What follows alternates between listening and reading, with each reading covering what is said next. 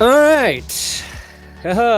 Football, Super Bowl ended, but the sex just begins because we've got free agency, we've got the draft, and today I've got Will Keys and Tim Jenkins here to talk about the differences between Carson Strong and Malik Willis as prospects for possible draft picks for the Broncos.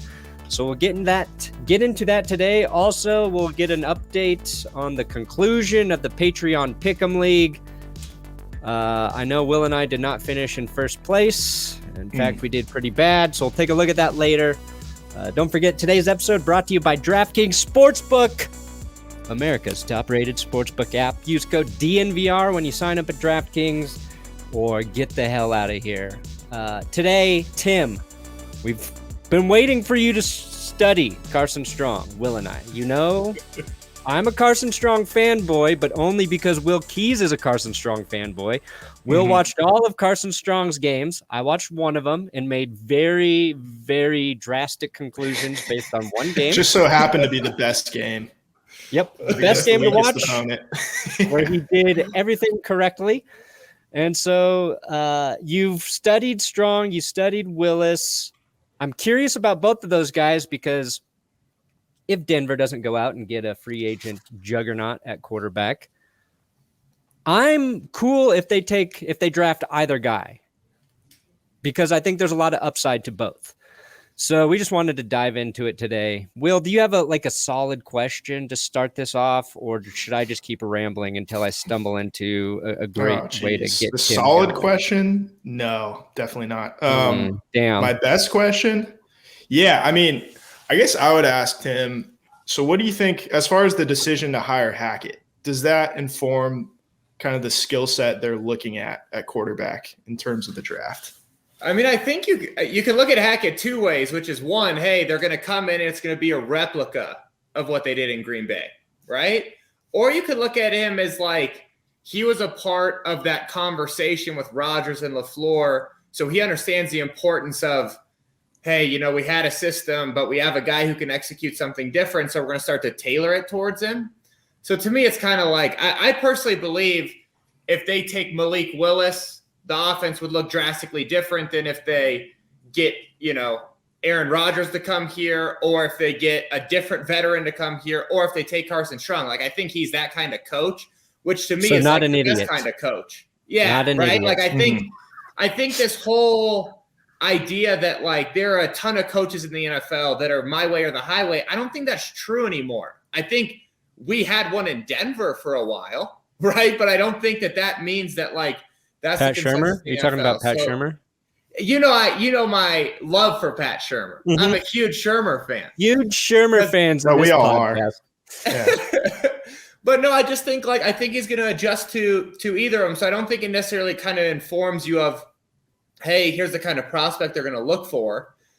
I personally, after watching them, feel like they're not in the same ballpark. And I'm not trying to be hard on Malik, but dude, I just think Strong is Strong.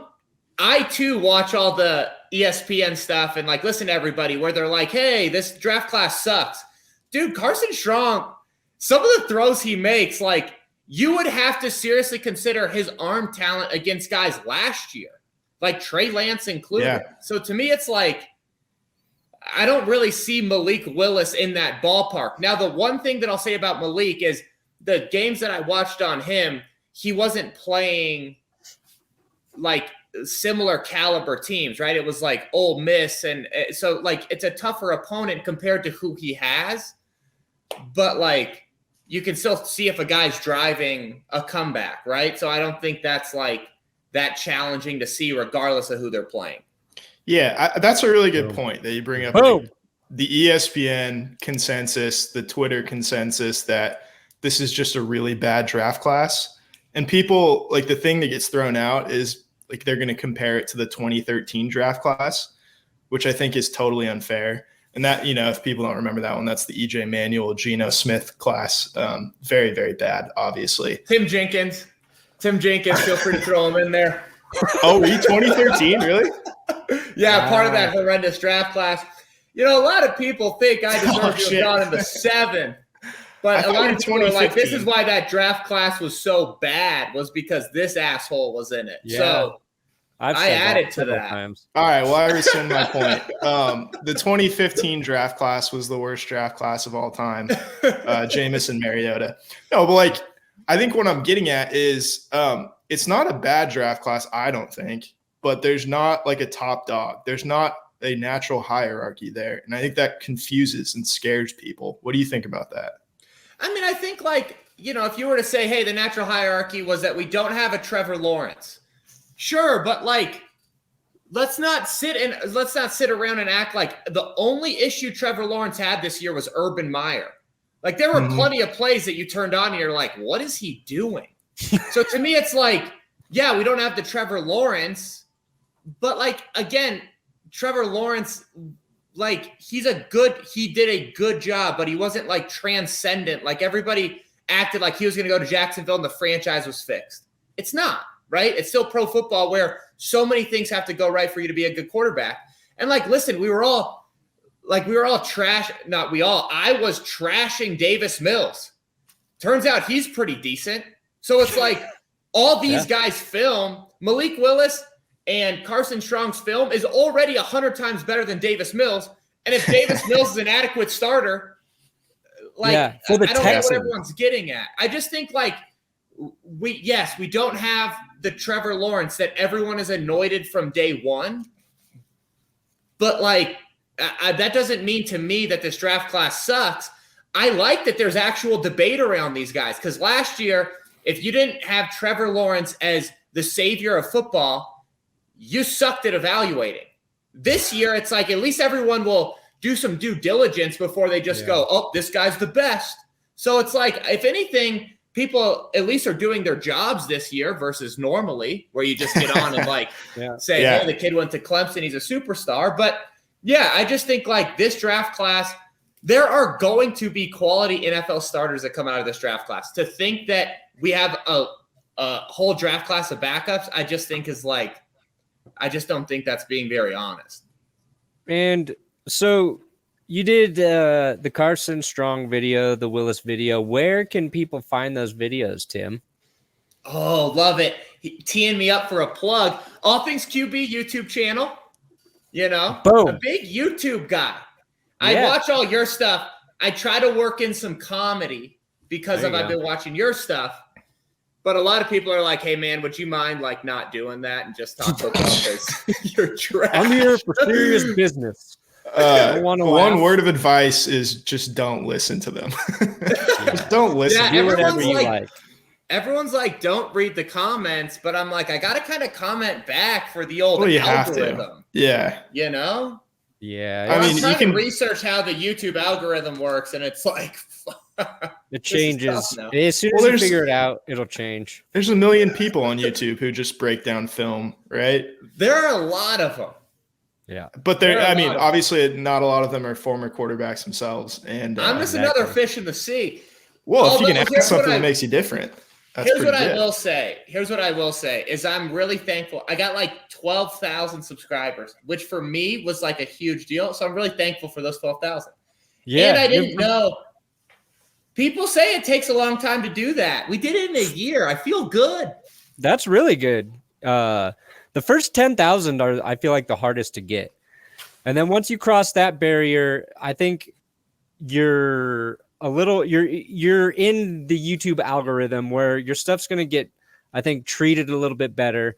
And once like somebody sees that there's already 10,000 people subscribed to your channel and it's a football thing, people are like, oh yeah, I'll join here. It's that first year is really hard. My big problem is I'm not consistent because I'm like trying to run, we have a company that has we're in 4 states. I feel like that's relatively a big deal. And then I have 4 children at home, which is just a psycho move. Yeah. Me and Philip Rivers subscribe to the same birth control methods, which is none. So, I got to start to post consistently. But draft time, I honestly think is maybe my favorite because draft time, it's fun to watch these guys and it's fun to see like where the discourse is and then turn on the film for yourself. Like I didn't think Like the discourse on Carson Strong was like, you would have thought he was handicapped. Like the way he moved. No kidding. But like he moves decently in the pocket. Like I'm not sitting here saying like he's going to be a playmaker outside of the pocket, but like he can protect himself. I legitimately thought it was going to be like turning on the film and watching my dad, who's a 60-year-old accountant, move around. It's not. Like the kid can move. Yeah, they talk about him like he's 1999 Dan Marino. Yeah. And like he's just got a target on his back. And that's so like, I don't know. I think the what people do is ahead of a draft, they will study just the year before.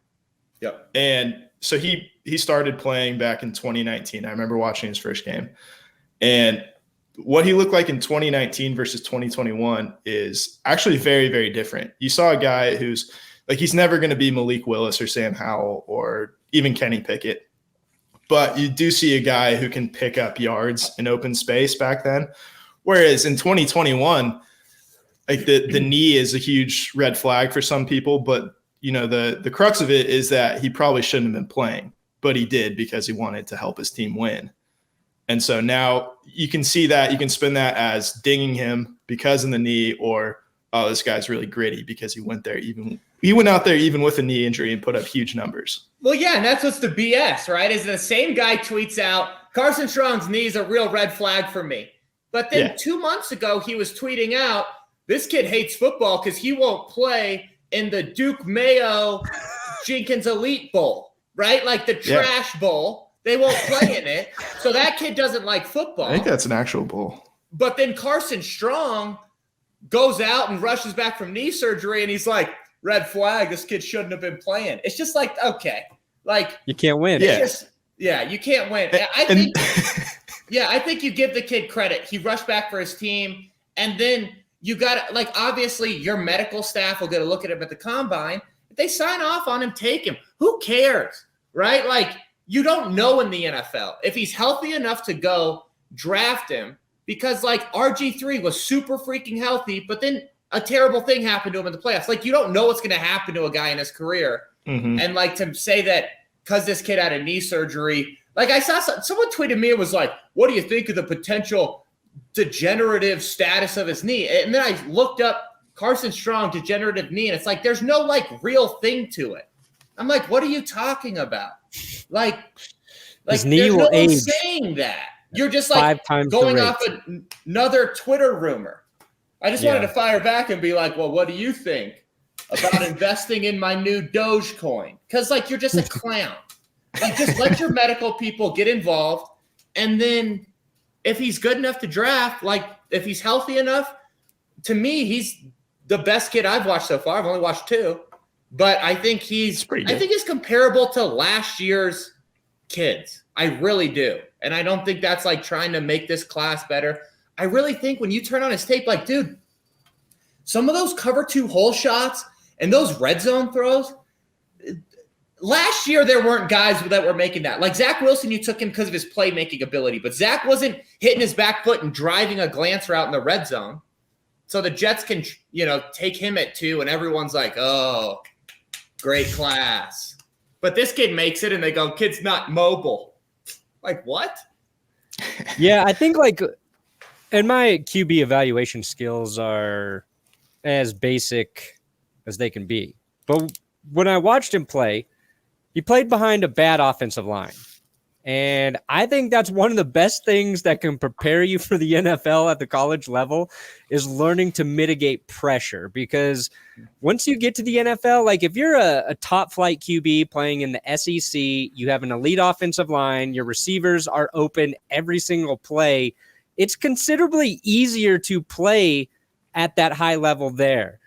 Sure, he didn't play against the same competition, but if your offensive line is kind of shitty and the competition is putting pressure on you almost every game, I think, and I think Will and I talked about, I was like, is his offensive line always this bad, or was it CSU? Yeah. Is that who they're playing? Yeah, like, it was the last game, CSU. Yeah, I was like, do they have the greatest like pass rushers in the conference?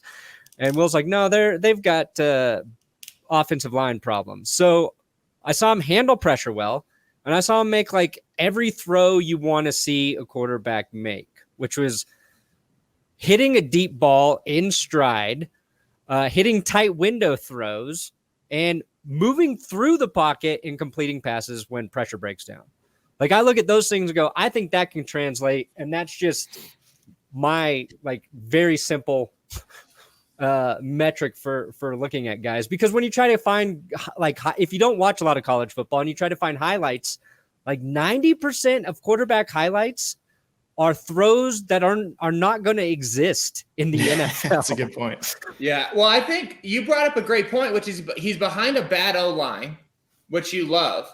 And then, like, listen, he did all the stuff you talked about. And then you also saw him, like, he amends his delivery, right? So, like, instead of a full elongated motion, if he has to throw hot, he amends his delivery. So he understands, hey, I don't need everything on this stick route or that kind of stuff.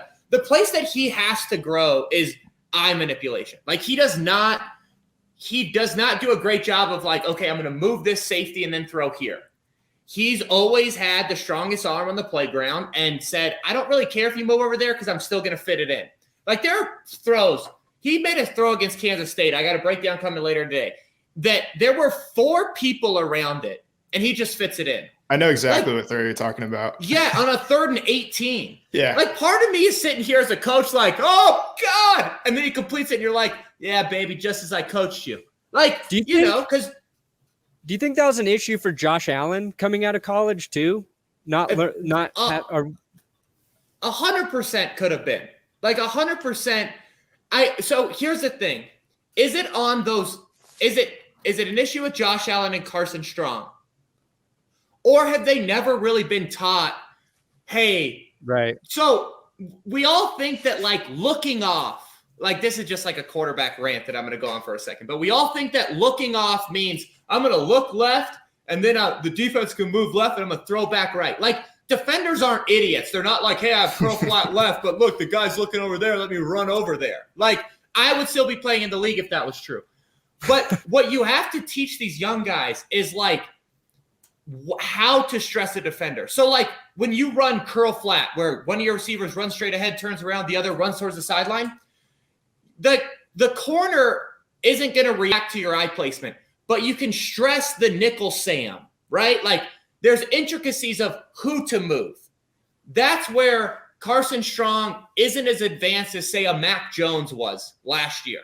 Mac Jones knew within the structure of the defense who I could actually manipulate with my eyes based on our concept. Strong will need to develop that. Josh Allen, like you're saying, needed to develop that. There are guys that don't have that ability. With that being said, like, I'll take the dude with the bazooka who I think understands football at a certain level because he still hits hole shots and does certain things, because I think I can teach him the intricacies. Now, especially if I'm in Denver, where we just went and got an offensive guy that I believe in. If you were like, hey, Tim, we're going to take Carson Strong and give him to Pat Shurmur, I'd be like, don't. Like, that doesn't make sense to me, right? Because it's got to be with the right system. Carson, stop. Please save Carson. But I do think it's like, with who we have now, you've got to believe that they're good coaches. And, like, listen, even the Kubiak kid who, like, I'm one of those guys who always was like, I hate it if someone had the right last name, right? I was like, screw you. You probably suck.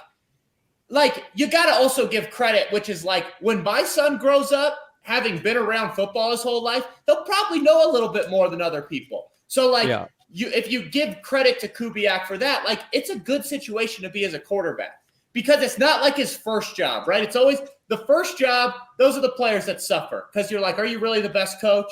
Or are you just here because of your dad? He's not on his first job anymore, right? So to me, it's like, he's probably going to be a heck of a coach for a young quarterback too. That's a good point. Clint, I think Kubiak, right? Is that what we're talking about? Clint. Yeah, Clint with a K. Good old Clint. Double Ks. No, it's interesting that you mentioned that 3rd and 18 throw against Kansas State, because, and this is not like, obviously I'm not going to ever teach you anything about watching film, but, like, from a fan perspective, being a Nevada fan for the last 2 years, it's not something you can pick up, like, looking at tape retrospectively, but, like, you get in 3rd and 15 because the offensive line totally blew it and he gets sacked. But there's still like this feeling that, oh, he's probably going to drop back, hang in there to the last second and throw a dime on a seam route to Cole Turner that fits through a window that's like this size. And you feel that gives you so much like comfort as a fan that I had as a Nevada fan for the last 3 years and had zero of as a Denver Broncos fan during that same time.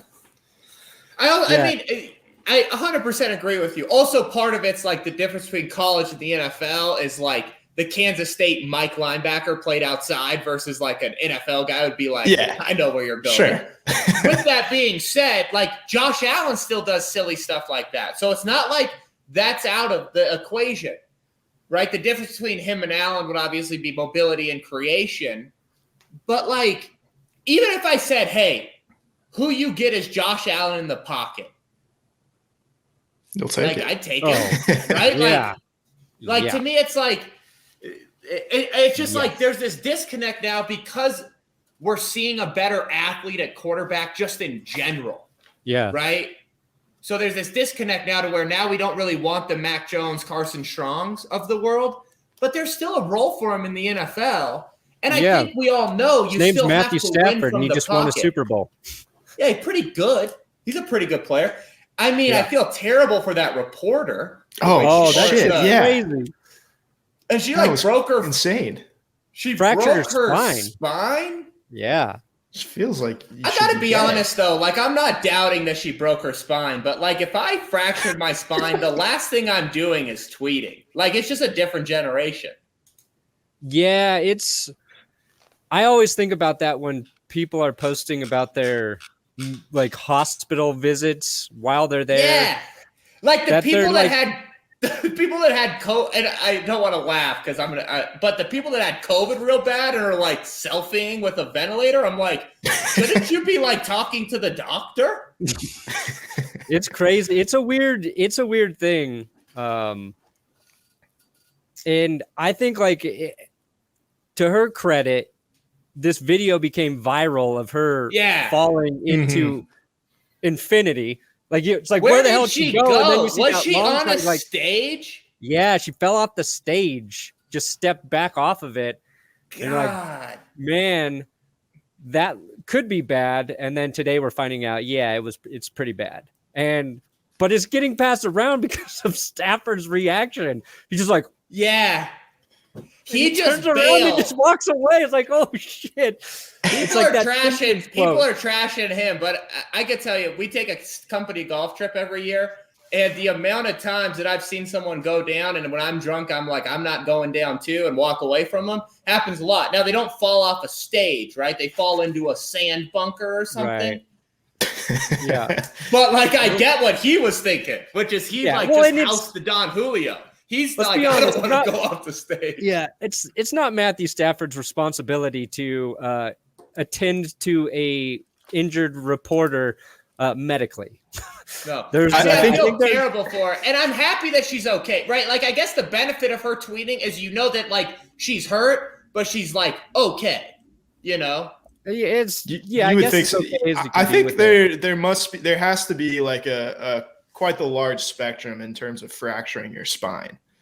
It feels like you could fracture your spine and you could very easily die. And then you could probably fracture it in the right place. Yeah. And then it's pretty treatable. But no, I think after hopefully she's still walking around. Like maybe it's just like a couple of vertebrae or something. Yeah, I don't know how a spine works, to be honest. I just know it's really long. And so like me either, but I feel terrible for her. But that video, it was funny though. The video was funny at first. And then it kind of turned to that thing where it's like you're a jerk if you're laughing. But this morning I was still like yeah. What did you tweeted something about it, Brandon, and it was like someone was going to Inferno or something. I was like, God. Oh yeah, I was like, Matthew Stafford just saw somebody being dragged to the depths of hell. Yeah. If you don't want to go to the depths of hell, why don't you check out DraftKings Sportsbook? Oh, what a smooth transition. Legal to damn it. No, that's the wrong button. DraftKings. Where is my? There it is. I did it. Hoops fans, the latest offer from DraftKings Sportsbook, an official sports betting partner of the NBA, is too good to pass up. Is it as good as a Nikola Jokic pass? I don't know. I'm talking between the legs, 360 windmill good. Okay, that's pretty good. New customers can bet just $1 on any team and get $150 in free bets if they win. It's that simple. DraftKings Sportsbook customers can also bet on the NBA with same-game parlays. Combine multiple bets from the same game for a bigger payout. The more legs you add, the more money you can win. DraftKings is safe, secure, reliable. Best of all, you can deposit and withdraw your cash whenever you want. So download the DraftKings Sportsbook app now. Use code DNVR. That is DNVR. Bet just $1 on any NBA team and get $150 in free bets if they win. That's promo code DNVR. DraftKings Sportsbook, an official sports betting partner of the NBA. Must be 21 or older. Colorado only. New customers only. Restrictions apply. Minimum $5 deposit. See DraftKings.com/sportsbook for details.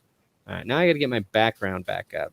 Okay. I love DraftKings. I think DraftKings is great. My problem with gambling is I always go like big parlay. Yeah.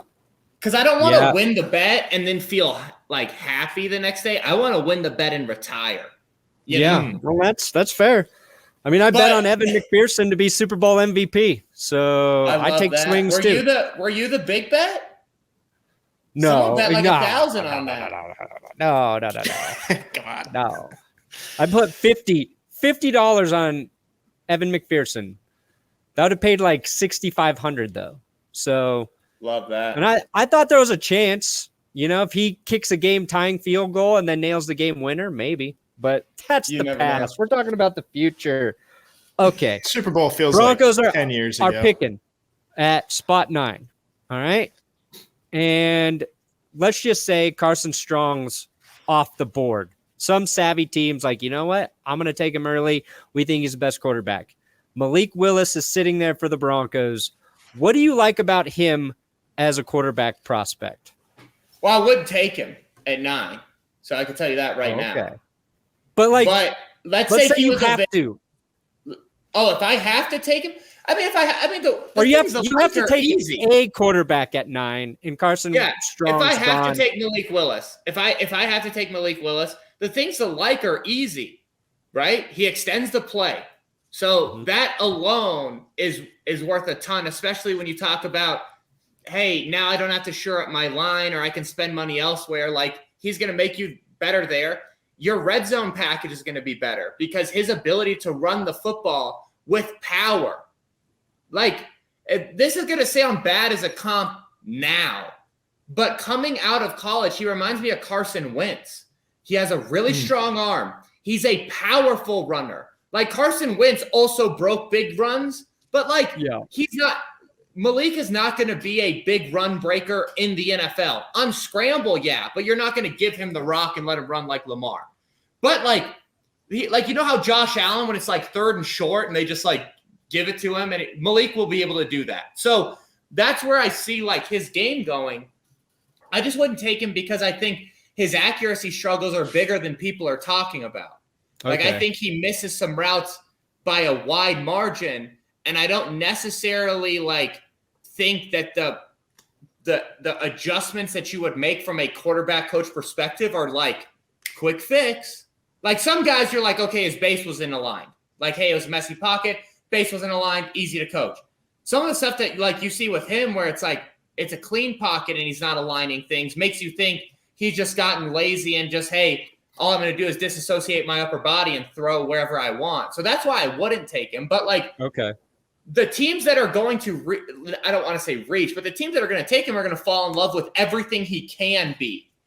I just personally am not I think, I would just draft Carson Strong. Because I think Strong will be there at 9. I don't know anything about draft stuff, but I think he'll be there at 9. If the Broncos, I hope they will just. But I don't know. Maybe some people turn on the film too, like Tim, and are just blown away. Do their because research. Who watches Nevada at 7 p.m. Pacific time? too. Like that's I just want to know a huge part of it. I want to know the people that are like, I don't know how you could watch Fresno State and Kansas State, those 2 games of Strong. Like really Fresno State. I don't know how you could watch Fresno State and that last drive and be like, this kid's a backup. Like I don't. And then crazy. If you did, I want to know what you were thinking when you watched Clemson versus Wake Forest and watched Trevor Lawrence just like drill a safety in the chest because he didn't realize he rotated down. Like, what were you saying then? Were you like, look at that transcendent throw. Hell of a spiral. Hit the wrong guy in the chest, but hell of a spiral. Like, who are these people? So I don't get it. The Fresno State game was just like the last drive. You just watched the Fresno State last drive to tie the game. You saw him get out of the pocket, deliver a dime. You saw him take risks on the cover 2 hole shot and complete balls that you shouldn't be able to, fit 3 things in and then throw a clutch touchdown. Like that alone should be like, okay, maybe this kid can do it.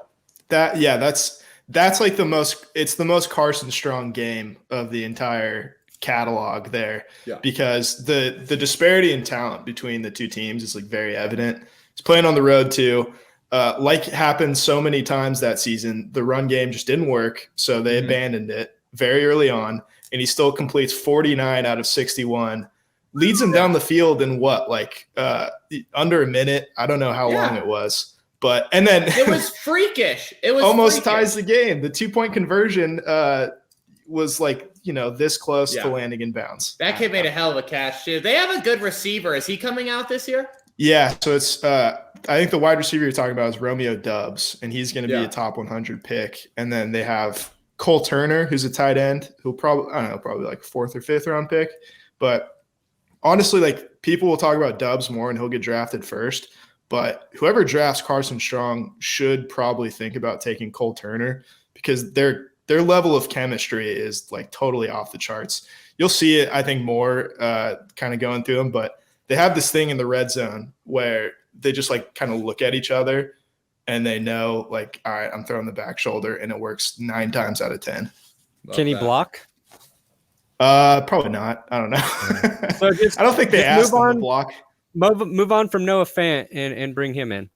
He's kind of he's a freak. I have no idea if he can block. You don't like Noah Fant? What's wrong with you? I like Noah Fant. He does a top golf event for the children. He just can't block. Come on, man. He can't block. I don't know. It's not a great block. That is no block. I don't know. Travis Kelce can't block either. We don't need a blocking tight end. We need a Cooper Kupp. Give me George Kittle, who does it all. Give me Gronk, who does it all. I like Gronk. Okay. Did you watch Drew Lock film when he was in college before he was drafted? I did not. I did not watch Drew Lock film, but I watched a ton of Drew Lock in the professionals. Yeah. Okay. So I was going to ask you, I shouldn't say I just didn't watch it. I didn't do like a thorough study. I mean, I've seen him play in college. Right. I don't think him and Carson Strong are similar at all. Okay. I think you could say their arm ability is similar, but I think like Drew Lock, there were some real issues like footwork wise that Strong doesn't have. And not like footwork like the way like guys on ESPN talk about it, like tying your feet to your progression is a big thing for me. Drew never did that. It was kind of just like drop back and like try to read it out as I go and try to hitch as if it's number 1. And Strong, you can see him work progressions, which like to me is like already better than Drew. And I think the truth with Drew is like, listen, man, I was banging the bandwagon of giving him a shot this year, but at some point it's like the kid's been like, at some point, like you just don't want to deal with the mental anymore of like, oh God, this is like, I don't know a good way of saying this without sounding like bad, but like, listen, he's been jerked around by so many different coaches that like, if I was Hackett, I just wouldn't want to deal with it. Cause like, I don't know where he's at confidence wise and all that stuff. And like, it's not Drew Lock's fault, but like, I do think Vic and Shermer, like the whole Teddy Bridgewater thing and like, hey, this guy gives us the best ability to win. And then when you put Drew in the game, it's like, whether you liked what he did or not, like it's hard to say like Teddy Bridgewater was going to lead us through the gauntlet of the AFC. Yeah. So no, I get what you're saying. Yeah, it just, anyways, I just would move on from Drew. And it has nothing to do with the kid. I think he could go and be talented elsewhere. But, like, I think Denver specifically, I mean, if they roll him out again, like, I'm not going to get on Twitter until the end of the season. Like, it's going to be I think it's time to move on point. For sure. So you're saying just based on a prospect, you think Carson Strong is probably more ready to actually play? Yeah. Yeah, I think Drew Lock was a talented kid. I think he was like a talented kid, but I think Carson's film, I think, is more refined than where Drew was. I think Drew was basically, like, you could say they both had that arm ability that you love. Right. But, like, Strong's ability to, like, work the progression and do different stuff, I think, Drew's probably more mobile than him. But, again, I think the mobility at times, I think Carson probably understands football at a little higher level because he's not mobile. So you have to start to learn. Yeah. Because you got to protect yourself. What saved Tom Brady. That's what made Tom Brady so good. And I think, like, that's a whole nother narrative I tweeted about today. I said, listen, Carson Strong tends to eat the ball and take a sack if the pocket's messy and downfield is blurry, right? Like, hey, they won. Yeah. Guys are covered. Now, Carson Strong, right now, people say, it's because he's not mobile. But, like, I remember a guy who was pretty successful in Denver for us who would fall over if someone was running at him. And we all said, smart move, way to protect yourself. So it's like, which way is it? And then someone responded to me and was like, hey, one of them's going to get the benefit of the doubt. Peyton's pretty good. And it's like, okay, so at what point do you earn the benefit of the doubt to protect yourself? Like, explain that to me. It's just like, to me, it's like, he's not going to get himself out of trouble, but I also haven't seen him, like, stepping up, knowing he can't get out of the situation and then just throwing it to somebody, which is like, that's a good thing. A sack is usually better than an interception. Unless it's like an arm punt. An arm punt's pretty good. 4th and 1, and you throw a 50-yard interception. I like that. Stafford kind of threw one in the play a quarterback has. Yeah. Yes. What do you think? What do you think about the transition from the air raid offense into an NFL offense? I mean, listen, they run a ton of mesh. They run mesh every way that you could run mesh, and it's like sometimes you turn on the Nevada stuff and you go, "What is this?" Like you legitimately think someone was just like, "You go here, you run over here." That's not how not usually, but. Yeah, I think it's going to be a hard transition. I think the way that Nevada did the air raid in terms of you can tell they're a little bit more progression-based, like, hey, here to here to here, is going to expedite that. And then, again, it's why you bring in an offensive guy.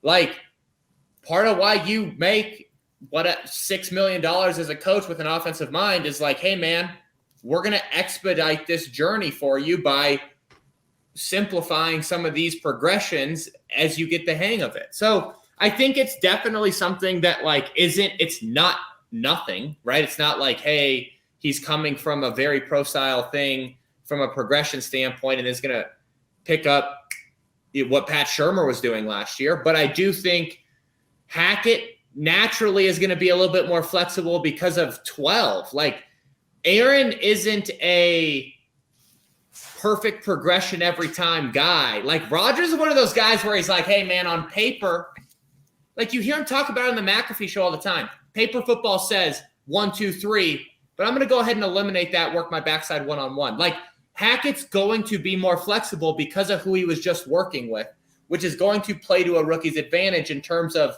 learning the game and growing and, like, not getting killed because you didn't perfectly follow paper football. I think we've concluded for the second time after doing a deep dive on Carson Strong that if it is not Aaron Rodgers or Russell Wilson, Strong is probably the best answer for Denver. Again, Tim, before we let you go, tell people where they can watch your videos. I know Twitter and YouTube. Yeah, so like YouTube, I do long breakdowns, so that's all things QB. But if you just want to follow me on Twitter, it's @TJenkinsElite. You can just, like, I do little quick minute breakdowns, which some people like more because they're like, hey, man, I don't have 30 minutes to listen to your nonsense. So whatever floats your boat. I like the quick ones. If it's a minute or less, you should start posting those to YouTube stories as well. The YouTube stories. They keep telling us to use them. I don't even utilize them. Are they shorts or are they stories? No, shorts. Yeah, sorry, shorts. Yeah. The same fucking thing. Shorts. I get so confused on every platform. Yeah, there's just too much. My wife was telling me that I need to do reels. Have you heard of these Instagram reels? It's like, gosh. Yeah, there's too many things to upload to. But I appreciate you jumping on with us, Tim. We're gonna let you out of here. You guys are the best. I appreciate you having me. Yeah, thanks for coming on. It's always informative. I trust your opinion, and if you're wrong, I will come after you. Can't wait. Can't wait. All interaction is good interaction. That's right. Take it easy, man. See you, fellas. Thanks, Tim. Okay, Will. Another point for your boy Carson Strong. I was not intending to make this like a totally Carson Strong podcast. I think people will be like, wow, another podcast on like the consensus 5th ranked quarterback in this class. Way to waste our time. I will point out that both of these were your idea. But I also did plant the seed in your mind for about 6 months in a row. So yeah. The first pod was your idea because you was it? No, I think the idea was yours. The execution was mine to get Chris Murray to fair enough. Talk about it. And then, this is really we have Tim to blame because he made the video, and then we saw it and it was like, okay, we should get someone who knows what they're talking about. We'll talk about all the quarterbacks. Yeah, he's going to go through them all. Maybe once he gets through a couple more, we'll bring him back. Yeah, he's a good guy to talk to. I thought he talked positively about both quarterbacks based on what I saw on Twitter. So I thought he was going to be higher on Malik Willis than he is. So I thought there was going to be more of like a little bit of a debate in his mind who would be a better quarterback for the Broncos to take at 9 or, however it shakes out. But so his very strong opinion of Carson Strong was a surprise to me. So yeah, we didn't bring him on just because we knew he was a Carson Strong guy. I think the best thing you can say about Tim Jenkins as an evaluator is you can tell like his evaluations are clearly his own. Right. And I think he probably takes a lot of pride in that too. And that he just clearly like does not care what anybody has said about the general Twitter or ESPN or NFL Network consensus on the rankings. Correct. And because he probably doesn't have time to just no, he's running a business, he has 4 kids, and a family and whatever. So he probably just flips on the tape and he's like, I like this guy. I like this guy. I like this guy. And if that doesn't match up with how everybody else thinks, that's fine. Now, I don't want to put words in his mouth, but I'm assuming he's going in and looking at quarterback tape to get away from his family. Almost definitely. Yeah. I'd imagine sometimes he tells his family that he's going to go look at quarterbacks and he's not looking at quarterbacks at all. He's just staring at a blank wall like I do sometimes for a few minutes of peace and quiet. All right, before we get out of here, I said we would update the final Pick'em League power rankings. The top 2 finishers, Eric Thompson and Nicholas Uez. Go Chargers go and Eric T. Eric, I already talked to you on Patreon, but Eric high T. Eric, very high T. A record of 36-24 in the postseason. So congratulations, Nicholas. Eric, again, if you want some coffee or some merch or some shit that I can get you for playing along with us, just send me a message on Patreon. Let's see. Steve, look at Steve. Got that tie, finished in second, but Steve and Kevin. Steve's a baller, man. Damn, sneaky guys, sneaky. I got to talk to Will, but we'll try to do the Patreon Zoom meeting next week, I think. Yeah. Assuming Will's free. We'll probably see Steve and Kevin there. Anybody else who hasn't done the Patreon Zoom meeting, please come hang out. Do it. Bring a drink, chat with us. Better to do. Yeah. It's always a good time. It's never not been fun. Yeah, I love it. I look forward to it more and more the longer we do it. Okay, so, I mean, there is some Broncos news. They officially hired defensive coordinator, Ejiro Evero. So their staff is coming into place. You know, like, I wish I knew Von Miller, and so I could just message him and be like, hey, what are your thoughts on Ejiro coming over here? Since he got, half the season with them in the Rams. Like to see his opinion, but we'll try and talk a little bit more about maybe some more Broncos stuff next week. Wanted to dive into these quarterbacks. Big win for Carson Strong. Sorry, Malik, but Broncos are taking Carson Strong at 9 if they don't get Aaron Rodgers or Russell Wilson. And every day, who should we? I think we should talk about Kenny Pickett next because NFL Network mocked Kenny Pickett to the Broncos at number 9. Yeah, we'll do a Kenny Pickett video for sure. Let's kick it and pick it with Kenny Pickett. Can you kick it? No, but I can pick it. Yeah. Yes, you can. Can you pick it? Yeah. Yeah, you can. That's a song. All right. Thank you guys for listening. Make sure you follow Will on Twitter at Guillermo Yaves. Good night. And John Elway plays his entire career without an ACL. Damn right he did. Oh, yeah, Will and I are working on a Mike Shanahan's Moneyball 90s Broncos video. This is a special video. This is not your average video. No. We actually put an ounce of effort into it. Mm-hmm. Brandon especially with the editing. Yeah, I started today, and I'm like, fuck, I'm not going to have this done by Sunday.